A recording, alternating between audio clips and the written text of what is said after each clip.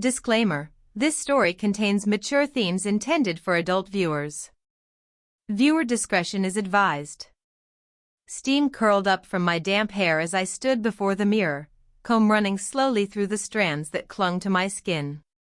The dim light from the vanity cast a soft glow over the room, gold against bare shoulders, tracing the outline of my reflection. I tilted my head, absently playing with the ends of my wet hair, watching droplets slide down the curve of my neck.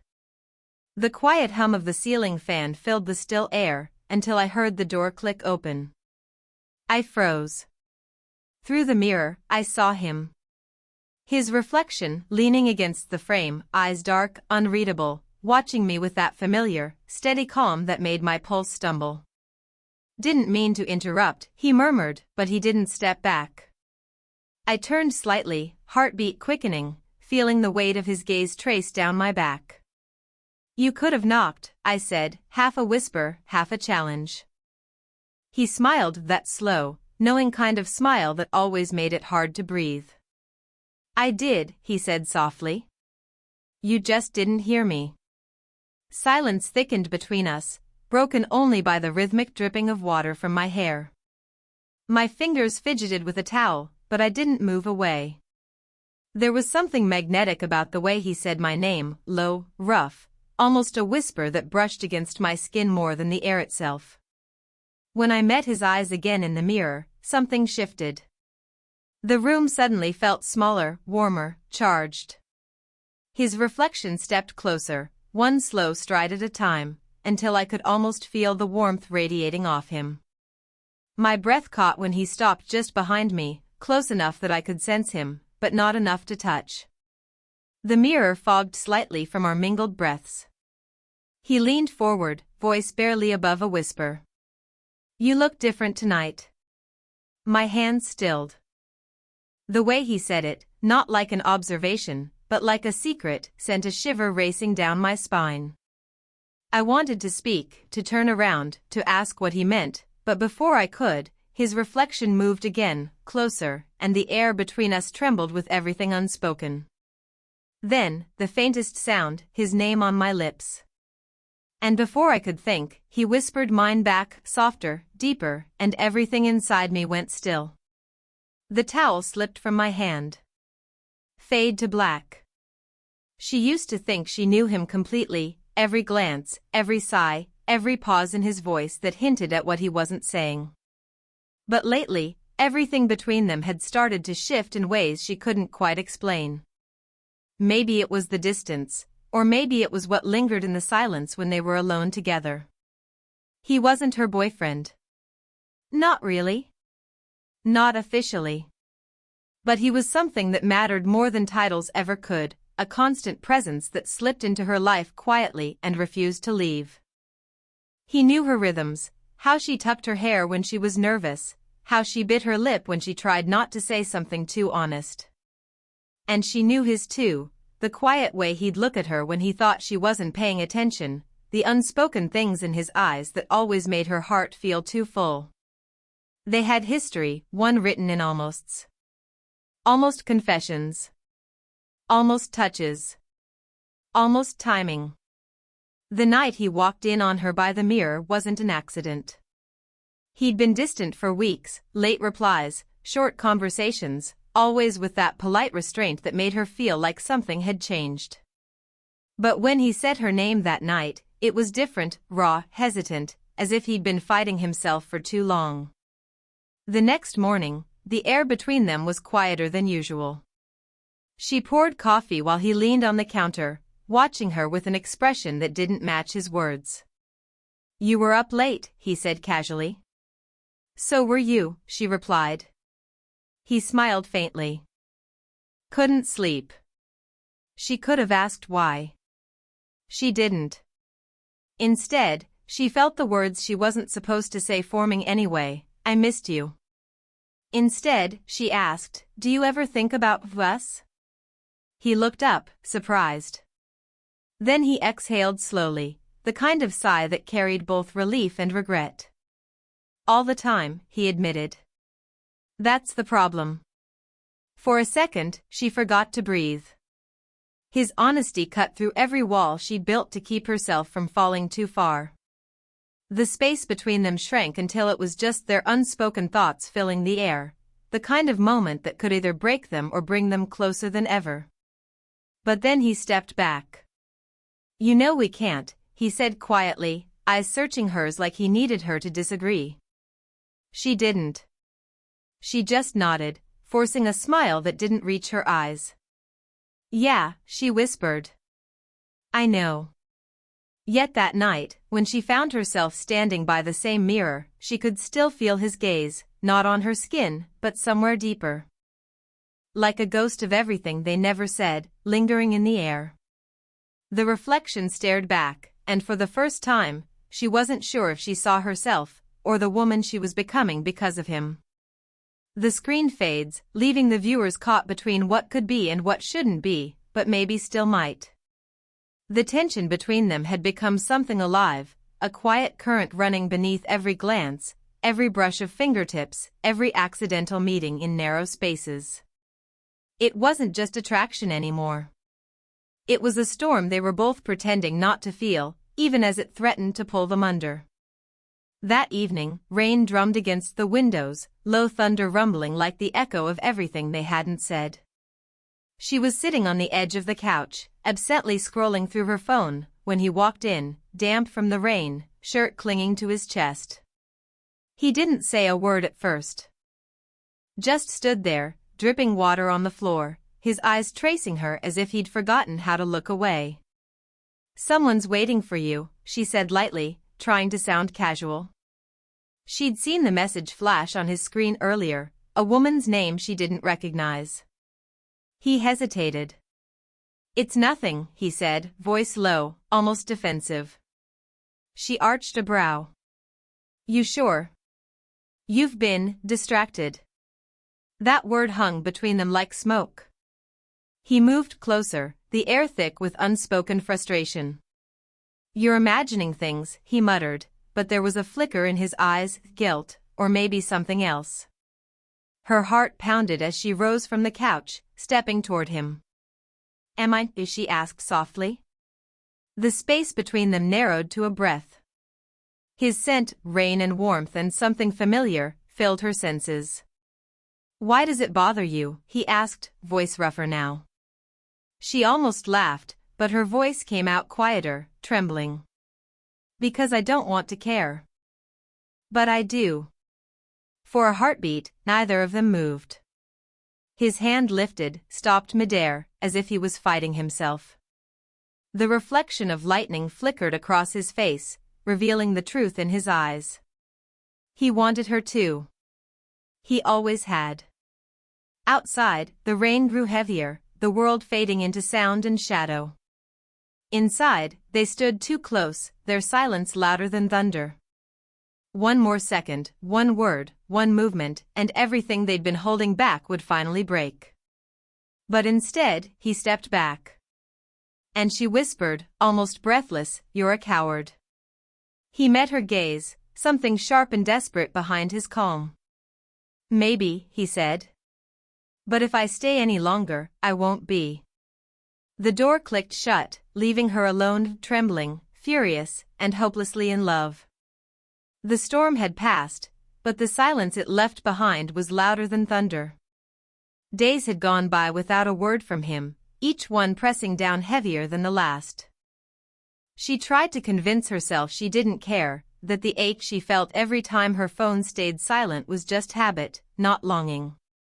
But that illusion shattered the moment she saw his name appear in a late-night message, "We need to talk." "I'm outside." Her pulse stumbled. She hesitated at the window, and there he was, standing by his car, the streetlight painting him in gold and shadow. She didn't think. She just grabbed a sweater and went out. When their eyes met, the air shifted again, that same magnetic pull drawing them together. "You shouldn't be here," she said, voice trembling between anger and relief.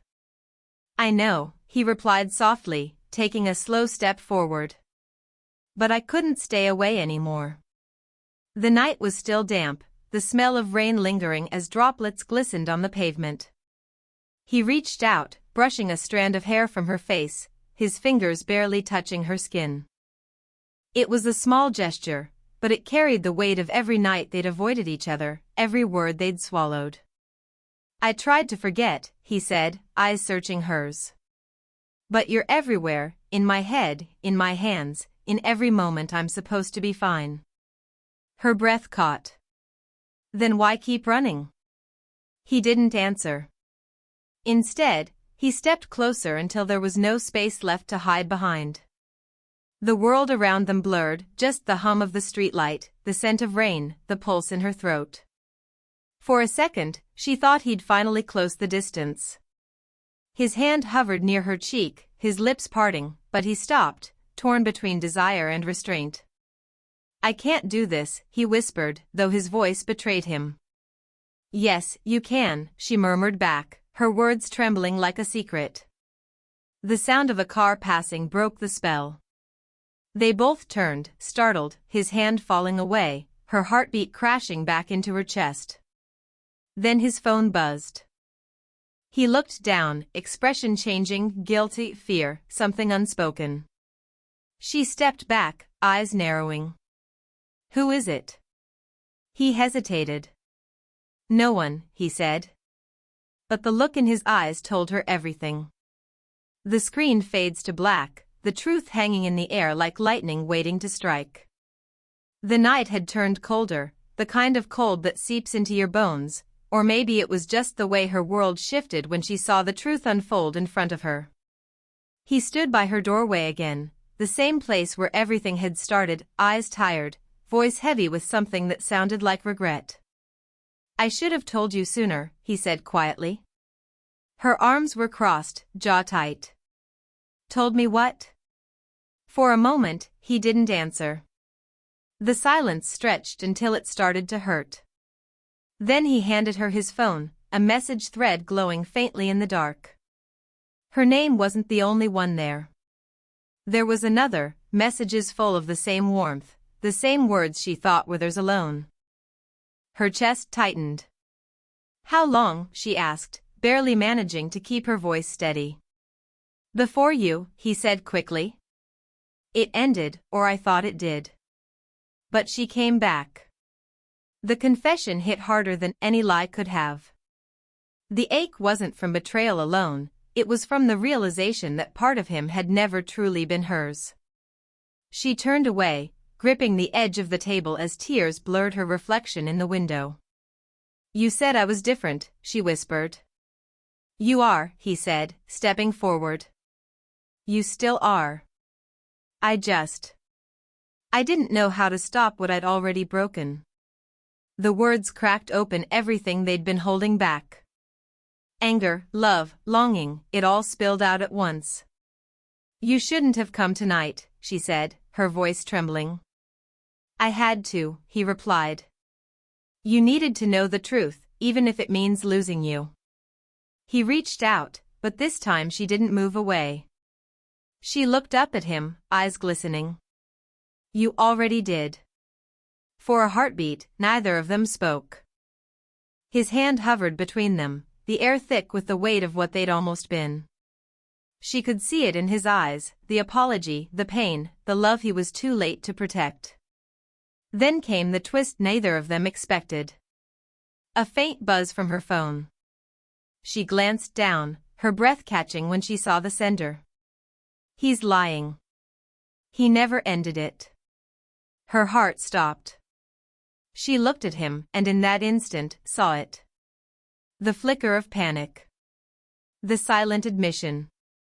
Who sent this? She demanded. He didn't answer.